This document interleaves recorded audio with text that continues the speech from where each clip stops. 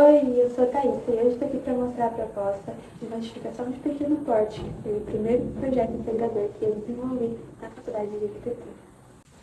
O projeto foi desenvolvido por mim, Thaís de Macário, aluno do primeiro período de Arquitetura e Urbanismo da Faculdade República Uniamérica Campus Boulevard, com a mentoria do arquiteto urbanista Alexandre Baltazar.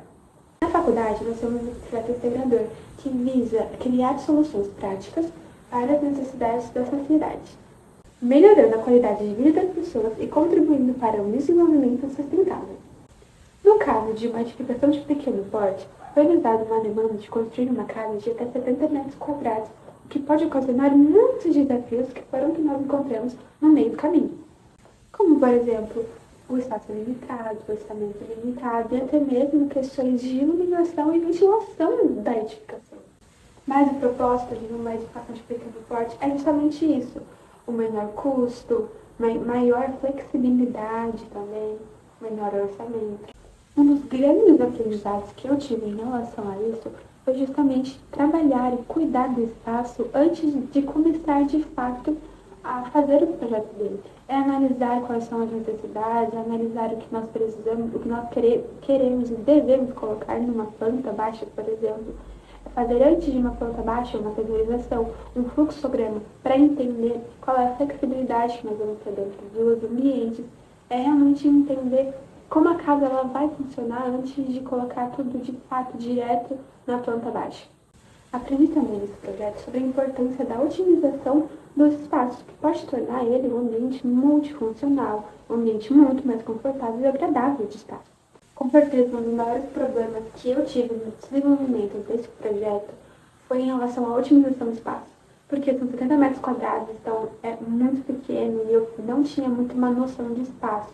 Então agora eu tenho muito mais noção de quantos metros quadrados um cômodo, por exemplo, precisa ter. E coisas que antes eu não fazia ideia, por exemplo, em relação a um quarto. Eu sabia que um quarto precisa ter no mínimo 7 metros quadrados.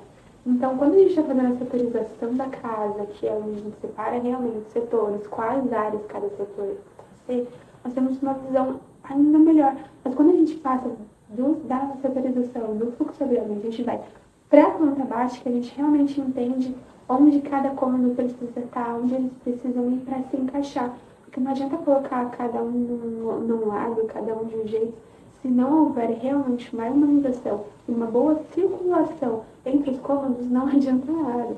Isso foi uma grande dificuldade que eu tive que refazer a planta baixa muitas vezes para que ficasse de uma forma boa, ficasse de uma forma harmônica, que a circulação das pessoas dentro da casa fosse melhor. Outra coisa também que eu não tinha muita ideia era em relação ao corredor. Quanto menor o corredor for, melhor ele é, porque o corredor é considerado uma área inútil numa edificação. E como a gente tem uma limitação de até 70 metros quadrados numa casa, é muito complicado deixar um corredor muito grande. Então, qualquer metro de área que a gente tem, a gente precisa utilizar ele da melhor forma possível. Então, é muito importante. Como, por exemplo, a cozinha precisa estar perto da lavanderia, os banheiros precisam estar perto um do outro, ou também o banheiro não pode estar muito perto da cozinha, porque senão se torna, muito anti-higiênico. Enfim, são coisas que só na prática, só realmente colocando na planta baixa, a gente tem uma noção. Teve áreas que eu tive que aumentar, teve áreas que eu tive que diminuir, porque ele não ficava legal na planta baixa, não, obviamente não cuidando apenas da área estética, mas também de uma área funcional, né? Não adianta uma casa ela ser bonita se ela não for funcional lá dentro, se não tiver flexibilidade, que é extremamente importante na hora de criar uma edificação. E o programa que nós usamos foi o Revit. No começo eu tive muito problema também, foi um pouco difícil com a ajuda do Baltazar e com a ajuda dos meus colegas, eu conseguia. E aprender a usar o Revit desde o começo ajudou muito também na forma de criar a casa. Então, trazer a planta baixa que eu tinha feito à mão, levar ao Revit, fazer tudo ali, colocar os móveis, deu uma dimensão melhor da circulação da casa, de como o projeto ele ficou pronto.